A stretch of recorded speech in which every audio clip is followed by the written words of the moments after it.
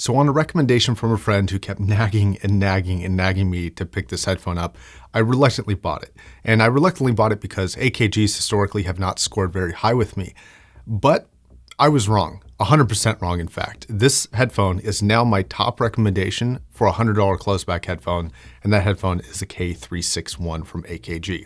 This headphone is baller. Let's go ahead and get into it. So the build here is something that a lot of companies should be taking notes on. This provides a somewhat solid build that is highly flexible, quite light, and doesn't have any real negative pitfalls that I can see. It is soft touch, but solid plastic all the way around. It's got a silicone headband, tons of cup flexibility, including swivel and pivot. This does have a single-sided locking connector, but it comes with two cables, one short and one long.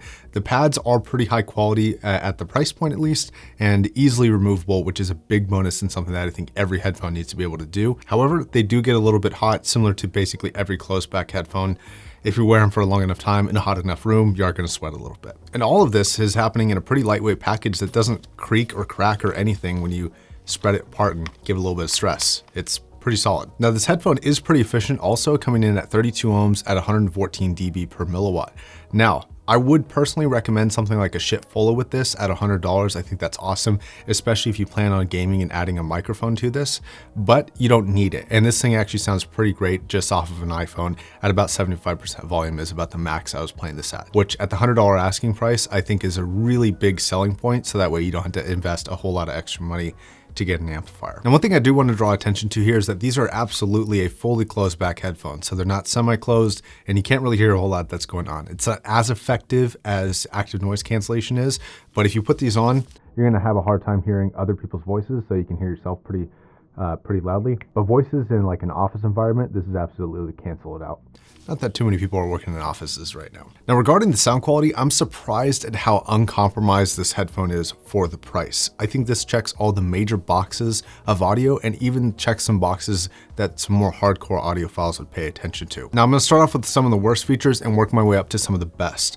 Treble response is not great. If you are a more attuned listener, you are going to notice some missing frequencies in the treble response. It's not anything that I would say is a massive detriment to the sound quality and doesn't take away from what I consider the overall picture of the sound. But if you have a really attentive ear, you will pick up on a little bit of lack of stuff like that. Now, the treble is largely, for the most part, pretty detailed for the price, and I would not consider it to be under detailed as a whole. But there are some areas that I think sound a bit plasticky and unresolved. They're not super common, but they do happen from time to time. And sometimes you can get sort of this timbre blend where things sound always kind of artificial and not really metallic or flexible in other ways. So keep an eye out for that. But overall performance for the treble response is okay for the price, but it's really the other things that are really impressive about this, I think. All right, mid-range, in short, I think this is absolutely killer for the money. I don't know if it's as much of a world beater as the SHP 9600, which is actually on sale right now for $76, which is a screaming deal. And it's probably this thing's open back counterpart. And I think right now I'm gonna put a stop on this, and I'm gonna say this again in my conclusion.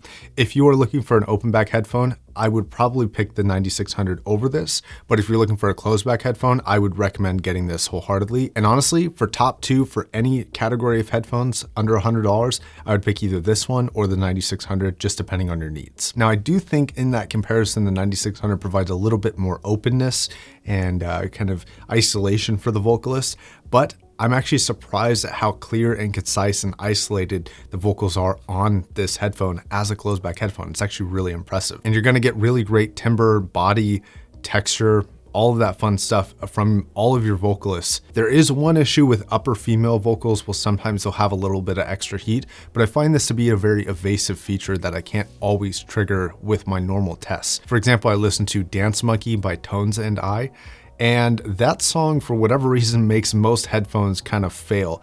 They just don't provide a good quality voice representation for that specific singer, but this thing handled it easily when I actually listened to that song expecting it to fail.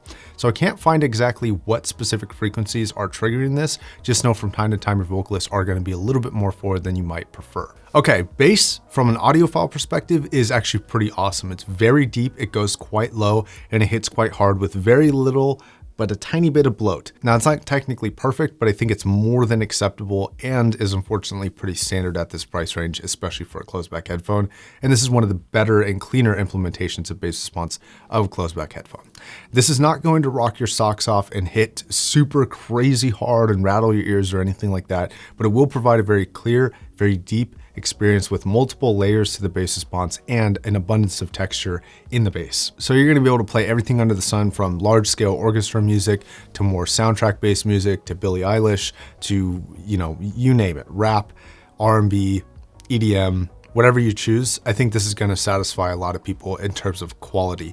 Quantity though, I think that's going to be personal preference. I would say for most people, they're going to be satisfied with this, but it's not a crazy bass heavy headphone. It just has really good bass. Now that being said, there is one part about punchiness that I want to bring up. Initial punchiness and impact on bass response is great, but you will start to see the driver kind of soften up a little bit with hard, deep, sustained notes. But it's not going to play 20 hertz on a bell curve and sound crazy impactful the whole time. It'll sound really impactful at first, and then it'll kind of soften up, and then it'll just kind of stay there until you play something else. And the driver kind of needs to reset before it can do that punchiness thing again. Now, most people aren't going to pick up on that, but it is one of those kind of audiophile things that's worth paying attention to. Okay, so sound staging is pretty cool. It's pretty good, and it far extends the boundaries of the headphone. It's more of a pill shape than a sphere shape, so it's kind of more out here, a little bit in front, a little bit in back, but not super deep in front. And you are going to be able to hear things at a fairly large scale, especially for a closed-back headphone, especially for a $100 closed-back headphone. These are going to seem quite big when they need to be. So if you're listening to something like an Interstellar soundtrack, for $100, pretty great experience out of this thing. Now, again, this is where open backs are going to beat this thing a little bit. So if you're considering both, just consider what you want from your music. Open backs, specifically like the SHP 9600, are going to be able to be a little bit more open, a little bit wider and more transient, and a little bit more forward in terms of depth. And you're going to be able to hear placement of things a little bit better, even though this is actually a really good implementation, even considering a lot of open backs at this price point. Okay, conclusion time. For $100, this thing is killer. Definitely my top slot as of right now.